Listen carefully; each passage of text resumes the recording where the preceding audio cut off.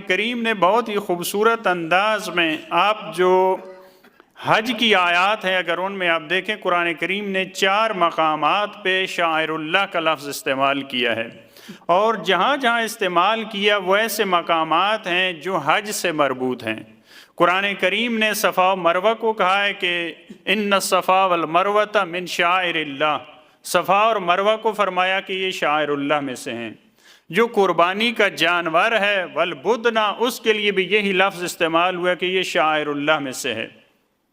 اور ایک اور مقام پہ فرمایا یا ایھا الذین آمنوا لا تحلوا شعائر اللہ، کہ اے مومنین شاعر اللہ کی حرمت کو پامال نہ کرو۔ اور چوتھے مقام پہ یہ فرمایا وَمَن يُعَظِّمْ شَعَائِرَ اللَّهِ فَإِنَّهَا مِن تَقْوَى الْقُلُوبِ، جو شعائر الہی کی تعظیم کرتا ہے یہ اس کے دلی طور پہ متقی اور باتقوی ہونے کی علامت اور نشانی ہے۔ تو یہ دیکھیں جو بھی چیزیں شاعر اللہ قرار پائی ہیں اس فضا میں، ان کو اگر ایک فضا میں دیکھیں تو یہ حج کے مقامات ہیں، حج کے مقام، حج کے مکان، ان کو قرآن کریم نے شاعر اللہ کہا ہے۔ شاعر اللہ کیا ہے؟ یعنی یہ وہ چیزیں ہیں جن کو دیکھ کر انسان یاد خدا میں چلا جاتا ہے، اس کو خدا یاد آتا ہے۔ یہ ایک ایسی علامت ہے جیسے آپ پرچم کو دیکھتے ہیں، جو ہی کسی پرچم کو دیکھتے ہیں فوری طور پہ آپ اس ملک تک پہنچ جاتے ہیں کہ یہ فلاں ملک کا پرچم ہے۔ جیسے یہ علامت ہے شاعر اللہ، وہ چیزیں جو آپ کو خدا تک منتقل کر دیتی ہیں، وہ مکان، وہ چیز، وہ حیوان جس کی نسبت خدا کی طرف ہے، جس کو دیکھنے سے آپ کا رابطہ خدا سے بڑھ جاتا ہے اور خدا سے آپ متصل ہو جاتے ہیں، اس کو شاعر اللہ کہا ہے۔ لہٰذا آپ دیکھیں صفا و مروہ کو فرمایا یہ شاعر اللہ میں سے ہیں۔ صفا و مروہ کیا ہیں؟ وہ تو 2 پہاڑیاں ہیں، اب تو پہاڑیاں بھی نہیں ہیں، 2 جگہ پہ پتھر پڑے ہیں۔ تو کون سی ایسی ان میں خصوصیت ہے؟ دیکھیں قرآن کریم نے پھر بہت خوبصورت الفاظ استعمال کیے ہیں۔ یہ نہیں فرمایا کہ صفا و مروہ شاعر اللہ ہیں، من شعائر اللہ، یہ شاعر اللہ میں سے ہیں۔ یعنی ان کو بیان کر کے قرآن کریم ہمیں سمجھانا چاہتا ہے کہ یہ حج کے سارے مقامات شاعر اللہ میں سے ہیں۔ یہ کعبہ شاعر اللہ میں سے ہے، حجر الاسود شاعر اللہ میں سے ہے، رمی جمرات یہ شاعر اللہ میں سے ہے۔ یہ سارے مقامات، یہ قربانی کا جانور، یہ ساری کیا چیزیں ہیں؟ شاعر اللہ میں سے ہیں۔ کیوں؟ کیونکہ جب انسان ان چیزوں کا سوچتا ہے، جب ان کو دیکھتا ہے، جب وہاں پہ جاتا ہے تو انسان کا ذہن کہاں پہ منتقل ہوتا ہے؟ ان ہستیوں کی طرف منتقل ہوتا ہے جنہوں نے اللہ کے دین کی خاطر قربانیاں دی ہیں۔ اس کے علاوہ کیا صفا و مروہ میں انسان جائے تو کیا چیز ہے جو اس کو خدا کی یاد میں لے کے جاتی ہے؟ صفا و مروہ میں جب جاتا ہے انسان تو وہاں حضرت ہاجرہ کا ایثار اسے یاد آتا ہے، ان کی ہمت اور سعی و تلاش اس کی یاد میں کہ ایک ولی خدا کی جان بچانے کے لیے وہ وہاں پہ دوڑی ہیں، ایک ولی خدا پیاس کی وجہ سے وہاں پہ تڑپے ہیں، اس وجہ سے وہ شاعر اللہ میں سے قرار پائی، ایک نبی خدا کی توبہ وہاں پہ قبول ہوئی اگر ہم ان روایات کو مانیں کہ صفا و مروہ پہ حضرت آدم اور حضرت حوا کا نزول ہوا۔ یعنی وہاں پہ دیکھیں کتنا خوبصورت وہاں پہ متوجہ کیا پروردگار عالم نے۔ شاعر اللہ وہ چیزیں ہیں جو انبیاء الہی سے اور اولیاء خدا سے منسوب ہیں، وگرنہ ڈائریکٹ کیا تعلق ہے صفا و مروہ کا پروردگار عالم کے ساتھ؟ اولیاء خدا کے ذریعے ان کا تعلق ہے خدا کے ساتھ، لہذا فرمایا کہ یہ شاعر اللہ میں سے ہیں۔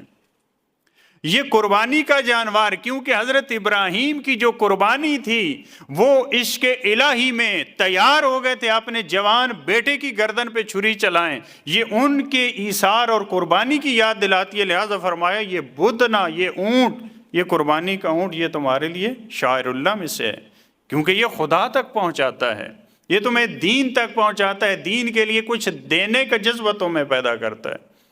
لہٰذا ان چیزوں کو دیکھیں قرآن کریم نے شاعر اللہ میں سے قرار دیا کہ یہ ساری چیزیں شاعر اللہ ہیں۔ تو دیکھیں وہ چیزیں، اب دیکھیں قرآن کریم کا یہ بھی اصول ہے کہ اگر خدا کے لیے ایک شخص وہ نبی خدا ہے، اگر اس نے کوئی قربانی دی ہے، اگر وہ ولی خدا ہے، اگر امام ہے، اگر کوئی عام فرد ہے، اگر اس نے قربانی دی ہے تو اس کا مقام ہے اللہ کے نزدیک۔ ایسا نہیں ہے نبی خدا ایک قربانی دیں، وہ ایثار کریں تو اس کا بہت درجہ ہے، اور اگر عام انسان جو نبی نہیں ہے، فرض کریں سید الشہداء نے اگر قربانی دی ہے، تو ہم کہیں کہ وہ کیونکہ رسول اور نبی نہیں تھے لہٰذا ان کی قربانی کی وہ ویلیو نہیں ہے جو حضرت ابراہیم کی قربانی کی ویلیو تھی۔ قرآن کا یہ تصور نہیں ہے۔ قرآن کہتا ہے کہ کام دیکھیں کتنا بڑا کام کس نے کیا ہے، لہٰذا وہ ہر دور میں اگر کوئی انسان اس صورت پہ اگرچہ جو انبیاء کا خاص مقام ہے، رسولوں کا خاص مقام ہے، جو ائمہ کا خاص مقام ہے، اس کی اپنی جگہ ہے، لیکن ایسا نہیں۔ دیکھیں وہاں پہ جہاں پہ حضرت ہاجرہ نے اتنی بڑی قربانی دی ہے، جہاں پہ حضرت ابراہیم نے اتنی قربانی دی ہے، بے آب و گیا وادی میں وہاں پہ چھوڑ دیا اپنی اولاد کو، اپنی ذریت کو، بواد غیر ذی زرع، وہاں پروردگار عالم ان مقامات کو قرار دے رہا ہے یہ شاعر اللہ میں سے ہیں، یہ تو انسان کو خدا تک لے کے جاتے ہیں۔ اور کربلا بین الحرمین یہ شاعر اللہ میں سے نہ ہو۔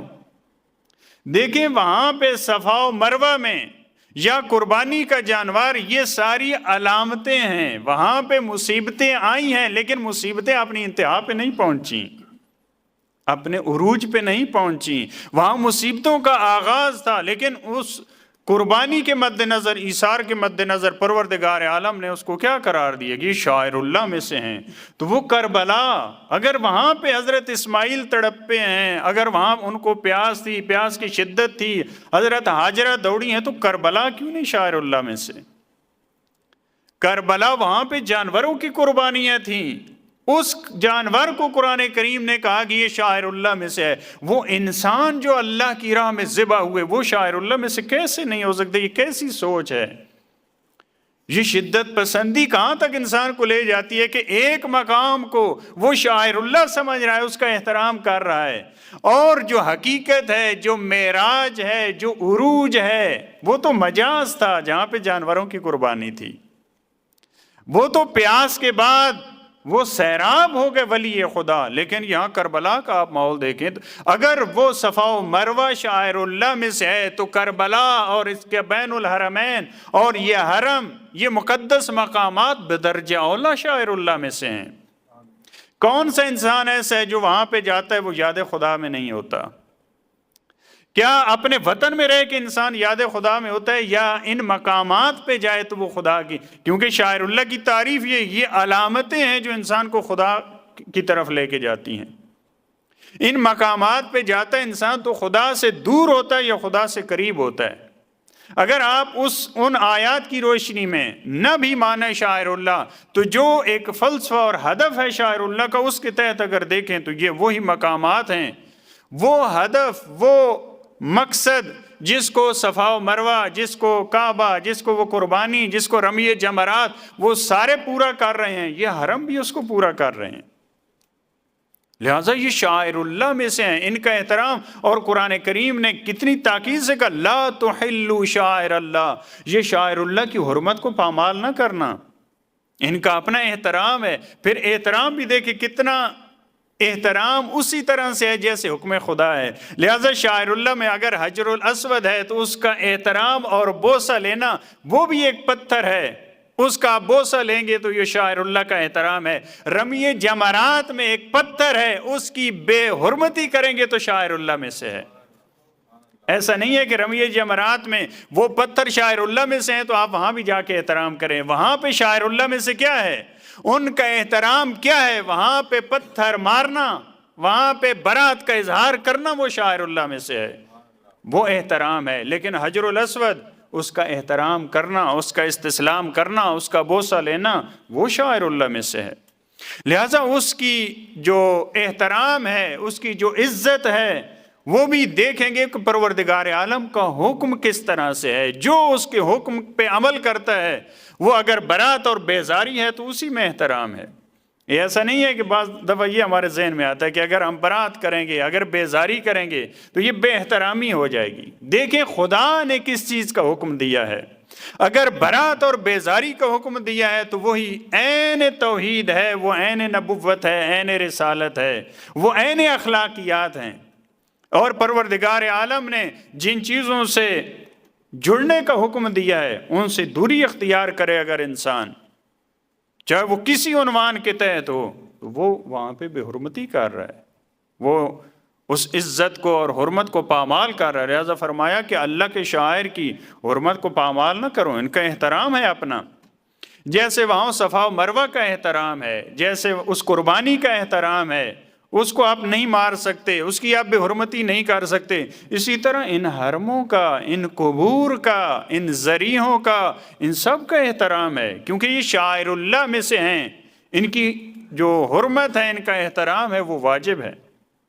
دیکھیں اسی سیاق میں جہاں قرآن کریم نے کہا کہ شاعر اللہ کی حرمت کو پامال نہ کرو، اسی سیاق و سباق میں فرمایا کہ جو حرمت والے مہینے ہیں ان کی حرمت کو پامال نہ کرو، یعنی جو وہاں پہ حکم دیا ہے، جو وہ قربانی ہے، جو قربانی کے لیے خاص حیوان کو مخصوص کر دیا جاتا ہے، اس کے گلے میں ایک نشانی لٹکا دی جاتی ہے، کہا یہ سارے کیونکہ ان کی نسبت خدا کی طرف ہو گئی ہے، شہر اللہ ہے یہ قربانی، اس کی نسبت خدا کی طرف ہو چکی ہے، لہذا اس کا احترام ضروری ہے۔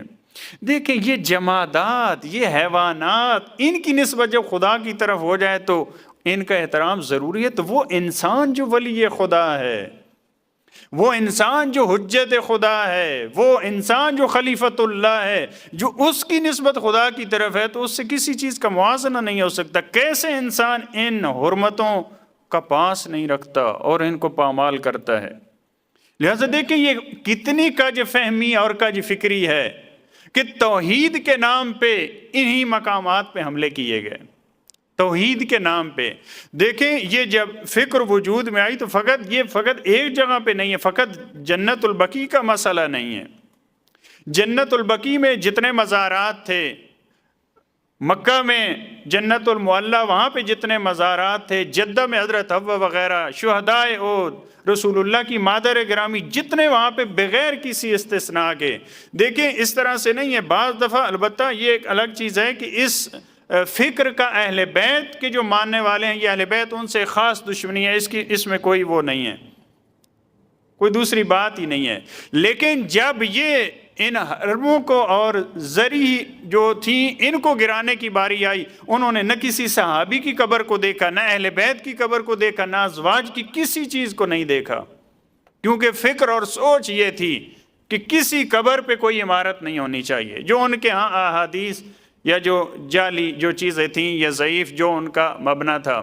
اور یہ دیکھیں فکر اٹھی کہاں سے ہے، جو علاقہ ہے، اس آپ اگر علاقے کا جائزہ لیں، اہل بیت علیہ السلام کے بارے میں شروع سے شدت پسندی میں، عروج پہ انتہا پسندی میں یہ علاقہ، حتیٰ بعض روایات میں یہاں پہ ملتا ہے جو اس کی خاستگاہ ہے، جہاں سے اٹھی ہے یہ فکر، اس بارے میں بعض روایات میں ملتا ہے مولا کائنات نے فرمایا تھا کہ فلاں شخص کی جو سب سے پہلی بیعت کرنے والا، جب ایک صحابی سے پوچھا تو کہا کہ ایک فرد تھا جس نے اپنا تعارف کروایا کہ میں نجد کا رہنے والا ہوں، اور بڑی مجھے خوشی ہوئی کہ تمہیں یہاں پہ دیکھا، اس منبر پہ دیکھا۔ تو مولا نے فرمایا اپنے صحابی سے کہ تمہیں معلوم ہے وہ کون تھا؟ کہا کہ وہ ابلیس تھا۔ اپنا تعارف اس نے کس نام سے کروایا؟ کہا کہ میں نجد کا رہنے والا ہوں۔ دیکھیں یہ اس جو فکر ہے، اس کا جو منبع ہے، اس کا جو ایک مرکز ہے، اس کا وہ وہاں پہ ہے، وہاں سے اٹھی ہے یہ فکر۔ البتہ اس کے پیچھے بھی افکار ہیں۔ وہ کہا جاتا ہے کہ اس فکر کو بعض جو استعماری طاقتیں ہیں ان کا ہاتھ ہے، وہ اپنی جگہ پہ ٹھیک ہے، لیکن یہ اس کے پیچھے افکار ہیں، عقائد ہیں، نظریات ہیں، اس کی بھی جگہ کم نہیں ہے، اس کی اپنی جگہ ہے۔ جو دوسرے لوگ، جو استعماری طاقتوں نے اس کو آگے بڑھایا، لیکن اس کے پیچھے فکر ہے۔ اور دیکھیں یہ وہی فکر ہے جو کچھ عرصہ پہلے عراق اور شام میں وہی کام کرنا چاہتی تھی جو جنت البقیع میں 100 سال پہلے کیا گیا، بالکل وہی۔ اگر ان کا بس چلتا تو جناب سیدہ ثانیہ زہرا کا آج حرم نہ ہوتا، آج کربلا اور نجف نہ ہوتے، اگر ان کا بس چلتا۔ دیکھیں لیکن وہ اہل بیت علیہ السلام کے عاشق، ان سے حقیقی عشق کرنے والے اٹھے ہیں، انہوں نے اپنے جان کے نذرانے پیش کیے ہیں، اور ہم جیسے بعض فقط تجزیہ و تحلیل کرنے کے لیے، وہ بھی انہی کے خلاف۔ جیسے اس فرقے کی تاریخ میں آج تک اس فکر نے کسی مسلمان کے علاوہ سوچ سے، کسی کافر سے، کسی مشرک سے یہ فکر نہیں لڑی، آج تک آپ تاریخ اٹھا کے دیکھ لیں، جب بھی لڑے ہیں واقعاً یہ مقام فکر ہے، جب بھی لڑے ہیں مسلمانوں کے ساتھ، چاہے وہ اہل سنت